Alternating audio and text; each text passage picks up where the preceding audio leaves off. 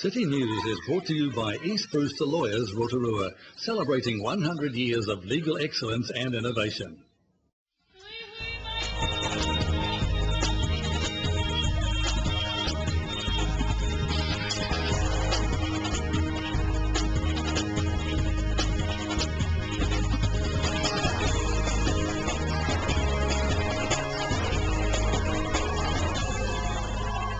Good evening, Rotorua. Tonight on City News. The final phase of Eat Street is underway. Creation Fest organisers are going on the road to help inspire and support secondary school students. And the Bay of Plenty Rugby Union makes over $500,000 profit in 2013.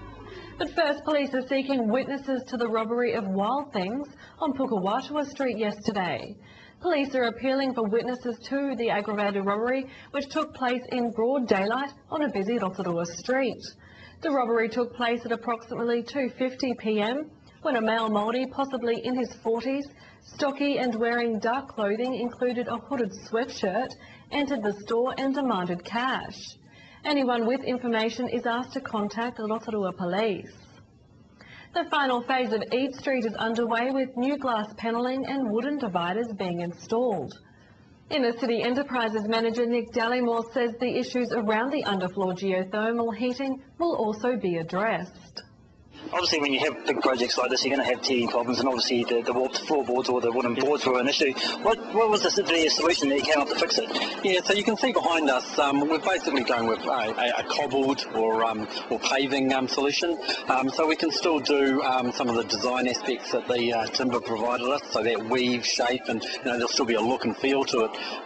But of course, yeah, the timber solution, we just it was going to take us too long to get a solution there. And we really needed to get this up and operating now, and so yeah, literally in 2 weeks' time, that'll all be done too. So that's yeah, fantastic outcome. Shame that it happened, but that's what happens with build projects, and the art is to come up with a good solution and move forward. Red Cross is holding their street appeal tomorrow as part of their National Appeal Week. Centre Manager Julie Forrest says there's good support from the community, with local schools getting on board this year. This particular week we are running our annual appeal, so that's actually right through the country.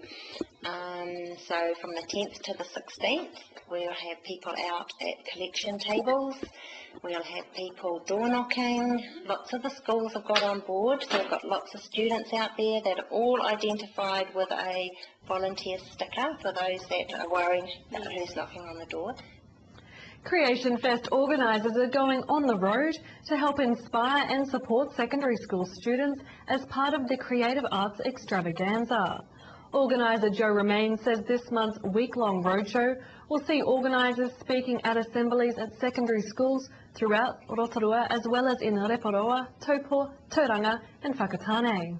We have a roadshow that's going to start next week, so it's the 17th to the 21st of March, and our team of coordinators, so that's the wearables, live, performance and film, will all be going around all the high schools in Rotorua and also in surrounding areas as a roadshow, really just sort of generating interest, telling people about the festival, about how it does have these other opportunities in the other arts to participate, and making that connection with the kids, but also with the teachers as well, because sometimes teachers are very busy people and have a fairly full sort of life without taking on any other commitments, so we want to sort of establish with them that there is this online support that we'll be offering, and that we have a dedicated coordinator for each field so that they are there to mentor the kids.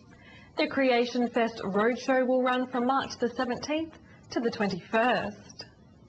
In sport tonight, the Bay of Plenty Rugby Union has announced a profit of nearly $600,000 for the 2013 financial year.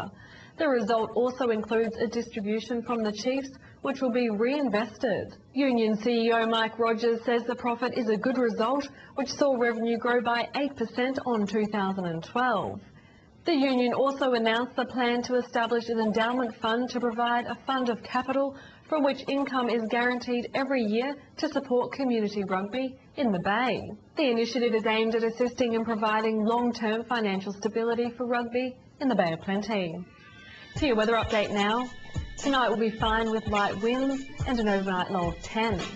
And it's looking to be a rainy few days. Tomorrow, Friday, increasing high cloud with late rain, easterly strengthens, a high of 23 and a low of 14.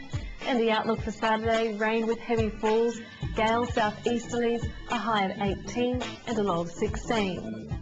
In the marine forecast for Lake Rotorua, easterly 10 knots developing in the afternoon and rising to southeast 15 knots in the evening, with waves less than half a metre, high cloud and late rain.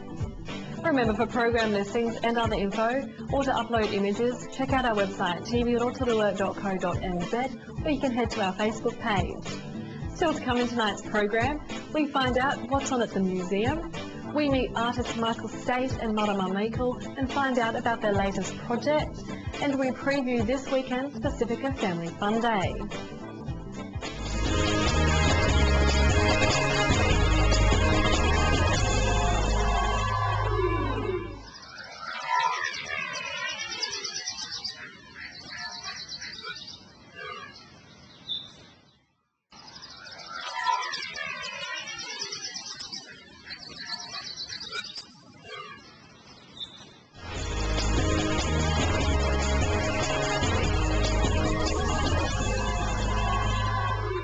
Well, the 1970s was a fantastic era of psychedelic prints, love beads and peace symbols.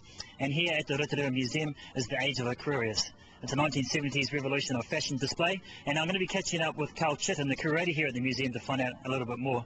And then afterwards we're going to catch up with Kathy Nichols, and she's going to give us an update on the New Zealand Falcons that were released here over the Christmas period. Hi Carl, good to see you again. Now, where did the idea come from to do an exhibition on the 1970s revolution of fashion? Well, this show actually came from the New Zealand Fashion Museum, which is an online museum, not an actual space, and they curate exhibitions of New Zealand fashion. So every year they do a new theme, and this year was the 1970s and the age of Aquarius. And obviously it's travelling around New Zealand. How long is it here in Rotorua for? It's on until the 11th of May, so we're encouraging people to come up and see it because it's in one of the more harder to find galleries. And there's lots of opportunities for them to kind of interact with the show as well. Were we able to have some local influence in this show? Yeah, so what we asked the curator was whether we could put some local content from our collection, and so she's reconfigured the show so that we could include Linda Ritchie, who's now Linda Edwards, and she was one of the first Miss World contestants. Way back in 1971, back in the day. So it's pretty quite printed because obviously she lived in that area and she's got those sorts of clothes, obviously, as what you can see behind us. But there's a few models up there with men's clothes on. Yeah. There's not many though, is there? No, there isn't. And Doris DuPont, who's the curator for the museum and also the curator of the show, she found it quite difficult to find men that had kept their clothes. So the one person that's featured in the show, his kind of fashion sense was pretty eclectic and a little bit interesting. That's a nice way to put it. Yeah. So it was really great that she was able to include him in the exhibition. So apart from the clothing themselves, is there things like accessories on display as well? There is. So we've also got a display of stuff from the collection, the Norma Evans collection, who's a well-known Rotorua personality, and we've also got a series of photographs which kind of feature everyday fashion.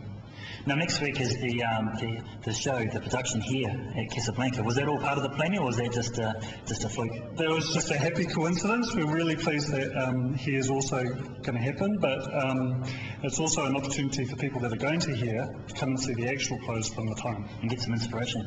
Totally. Yeah. Now Carl, there's always things happening here at the museum because it's obviously a busy place, but what's some of the exciting stuff you've got coming up in the next few weeks? So we've got a couple of programs with the curator of the exhibition, Doris DuPont, on the 13th of April. The first one, which is at 11, is a show and tell where people are encouraged to bring along their own 1970s fashion, which she will photograph for the online museum. And then later in the day, she's also giving a floor talk and a talk on her own kind of history in fashion. Wow, sounds pretty exciting. Yeah, it'd be great. Now before we go, Carl, are you going to give us a bit of catwork on some of these 1970s get-up? No. All right, good stuff. Appreciate your time. Not a problem. Okay, good to see you again. Now, it's been 3 months since the New Zealand Falcons were released here from the Rotorua Museum. Now, do you guys still see them around, or have they completely flown the coop? They're still around. They're not as easy to see now because we've got a lot more confident with their flying. So they've been picked up on the other side of the lake and lakefront around. But they are still around, and we still have our trackers out throughout the day checking on them to make sure they're okay. Now, obviously, that they have to learn how to fly. Do they teach themselves, or how do they do it? Normally in the wild they would have their parents to teach them, and part of why we ended up doing it with 3 chicks is that they teach each other. So you probably couldn't have 1 chick on their own, or even 2 chicks, 3 chicks. They teach each other how to fly, and definitely our female falcon has been the leader in teaching her brothers how to do this. That's not a bad thing, is it? Now, obviously, you mentioned trackers. Obviously, you've seen them go to various places around the city. Have they actually travelled further outside the city? No, at this stage they're still staying within the Rotorua region. One, Tama he's a lot more adventurous and has been from very early on, so he's been travelling a lot further. Maureen and Hatupatu tend to stick around together and stay a lot closer, but Tama's definitely, but still within the Rotorua region at the moment. So how do you track them? They've got radio bands on their back, so like a little backpack, and they've each got a different frequency. So our little, we've got telemetry units that our trackers take out and try and find the signals. And obviously that doesn't affect their flying or anything? No, this is the second lot. So when just before they were released from the hat box, they had smaller units on because they're obviously smaller birds, and then a couple of weeks ago we put new units on that have a longer life. So these will stay on for a year, and then we don't have to catch them again. They will fall off over time just naturally. And do that as well. Another good thing that you guys have got running here at the museum is the New Zealand Falcon photo competition. How's that coming along? It's really good. We've had so many people sharing photos over the summer that they took really pride finding them on our Facebook pages, so we really wanted to celebrate these people. So people can enter through the Wingspan or the museum Facebook page, or if they don't have Facebook access, they can email me at the museum, and there's some great prizes. Okay, now it finishes very shortly though, doesn't it? Yeah, they've got to get the entries in before next Thursday at 5 o'clock, and then after that we'll do, local judges will pick 4 finalists in the 5 categories, and then the public vote will start from the 18th of March. Have you had many people submit photos yet? We've got a good range coming through, and some of them are amazing, and we're just sort of chasing up the people that posted on our Facebook page saying, come on and enter. So. Cool. Okay, good to see you again. Thanks for your time. No worries, thanks.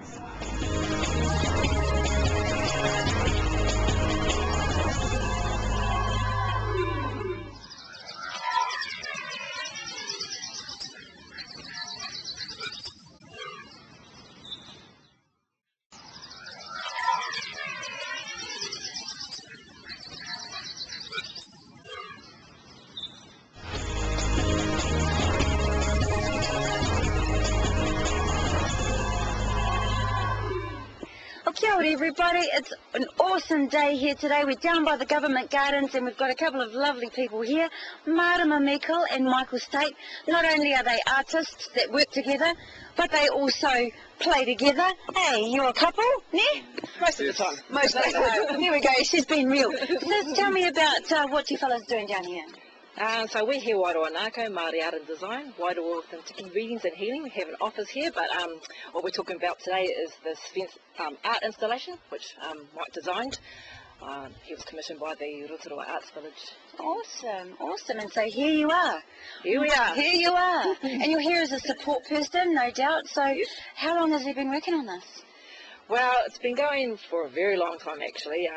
Initially the design process has started last year, June, July, and he just completed it about 2 weeks ago. So it took about 2 weeks just to actually put it on the fence. Nice, nice. Kia ora, kia ora, e hoa. Kia ora. Kia ora ra. Tell us a little bit about the concept behind your design here. Well, I was given an artist brief, and that brief, in the brief was the artwork. The artwork had to be site specific. And it had to relate to the arts village in some way, and it had to have like an environmental aspect. So tell us how you've worked that through. Just talk us through it and we'll have a look at it on camera. Well, the panels represent like a contemporary expression of Protoma, which is the stairway to heaven. I incorporated that mainly because of the how Tani ascended the heavens to bring forth the baskets of knowledge, and one of those baskets contained arts and crafts, which are pretty evident today in the Arts Village. Secondly, the flower design. Due to the environment and site specific, I incorporated the flowers due to the manuka and kānuka, which is evident within the area here. Nice. So they're not daisies, everybody. They're not daisies. They're actually manuka, kānuka. They're special, eh? Yes. Kia ora. And the colours, e hoa. Tell me about the colours, your black and your maroon that you've got there. Was there a reason for choosing those? There was. I'll let Marama explain those. Okay. Well, so we've got the black, which represents the sacredness of the land, wahitapu, and it's also supporting the cultural and spiritual value of the land. And then you've got the red, which represents the blood that was shed on the land due to the two great battles that were fought here with Ngāti Whakaue and Unukapako. And then, so that just makes sense how it's layered as it is, with the black being the land and then the red being on top. And also honours Mike's guide, Tūhoto Ariki, because of the colour volcanic red. So then you've got the manuka and kānuka grow on top of the land. So beautiful. Now see, for just the layperson coming along without knowing that background, you know, they look at it and they go, oh, that's unusual, that's nice. But when you know the background like that, it's not just unusual, it's beautiful. Yes. Beautiful. And so, was it a long process of going back through the history and learning all of those things, or are they things that you just authentically, as people from here, especially you, that were just something in your heart anyway? Environmental aspects will always be in my heart, but historically, yeah, there was quite a bit of research. Yeah, mainly conducted, I guess, online. Stories by Don Stafford, Jim Schuster. Share with us one or two of those, or some ones that stuck out to you.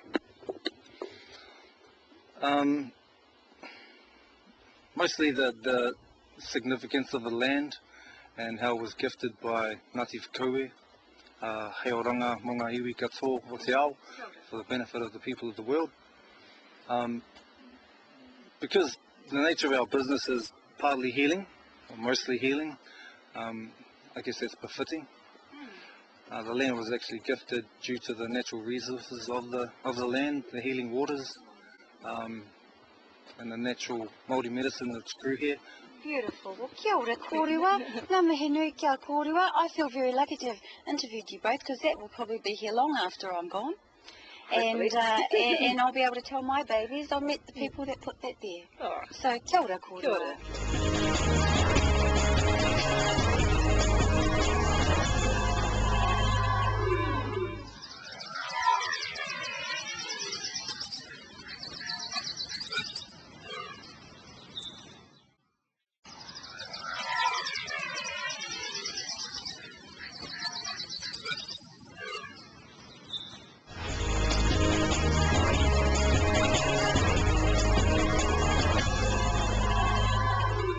Everybody, well, I'm beautiful and colourful today with my, what do you call this, paia? We call it a lei. A lei. This is Paia Napa'a. He is the festival coordinator, the Pacific Islands Festival coordinator, and we're going to be having a festival this weekend, aren't we, Ehua? We are. We'll have fun here on this Saturday, the 15th. Nice. It's fine. It's going to be fine. What kind of fun are we going to have? Actually, our trust board we organise cultural performing. All the if you want to see all the handicrafts and all the stuff going to be here, heaps of food, heaps of game, and well, we like food. Just say lots of food, and heaps of people will come. Heaps of people will be here. Yeah. And there's some kava here too, isn't there? Yes, the kava going to be right here, and it's going to be one tent, and all going to be mixed. Pacific Islands people will sit down there. We have a gold coin donation there too. A gold coin donation. If you want to try the kava, it will be there right here. Whoa, how much kava can you try? Up to you. How much you want? Yeah. People come along with $20. Just remember, don't drink and drive. No, don't drink and drive, definitely not. But maybe get the bus down here and enjoy the carver and get the bus home again. I don't know, it's got to be safe. It's not all over there. So can you tell me about some of the cultural performances? So actually, we're going to start cultural performing, dancing. Start by Fijian communities, and then going to be Samoan, and then Cook Island, then Tongan. Samoan, and then Tokerau. Tongan, Cook Island going to be the last. You know, Cook Island, they always have a very nice, especially the drummers. Yeah. And not only that, but the ladies, all the communities, they will bring all their handicraft. I think we will surprise the public if they all come to see how talented the Pacific Island people will be. Yeah. Oh, yeah, and they are very talented, maybe not that much of a surprise for a lot of people, but if they have never experienced the beauty of the Pacific Island cultures up close, then this is the place to be, isn't it? That's right. Is it free for them to come along and have a look? Everyone is free. We all expected the public to be here, because the mayor will be here, our mayor will be here. Our MP will be here. That would be nice. Are they going to have to pay $2 for some cover, or will you give them a glass for free? It's up to them. If they have a koha, I know for sure they will have a koha, eh? Yeah, I'm sure they can. I'm sure they'll give you a koha. So tell me a little bit more about how long it took to organise this and how many people were involved. It's actually, I just joined the Pacific Island Trust this year. It's 10 altogether, the members of the board. And 3 of us, we are the event coordinators. 3 of us, it's me and Oti Moala and Petelo Vulu. And without the rest of our board members, we're not going to be achieve this work. We're working hard for this. And this was all in the plan for 2 months. Very, very small minimum time that we used to plan this, but we're lucky we achieve our goals. So. And let me know a little bit about you now. What's your ethnicity? What Pacific Island do you originate from? Actually, I'm a Tongan. You're Tongan? I'm a Tongan. I'm married to a Maori. Yes. And I think I'm a Tongan Maori.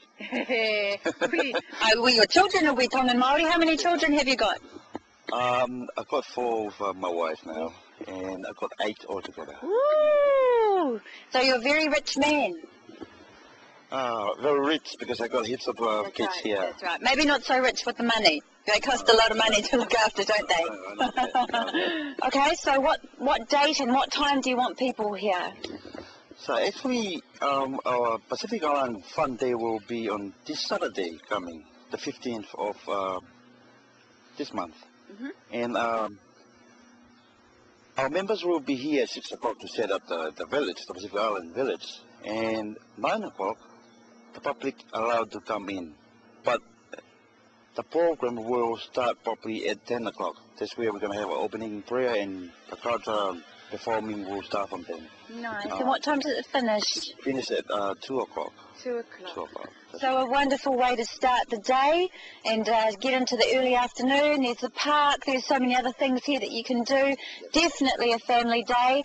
Make sure that you come down, bring your kids, bring some money, bring some koha for that kava, right. And bring an empty tummy because you'll be able to fill it up with amazing food here. Hey? That's right. Yeah. Kia ora. Kia ora. We'll see you there. Thank you. That was Paya Napa'a talking with Kitty Danielle. And don't forget, if you have any news or information that you'd like to share with us here at TV Rotorua, give the station a call on 07 3488 984, or you can email news@tvrotorua.co.nz. Thanks for joining us tonight. From all the team here at City News, Ko Maria.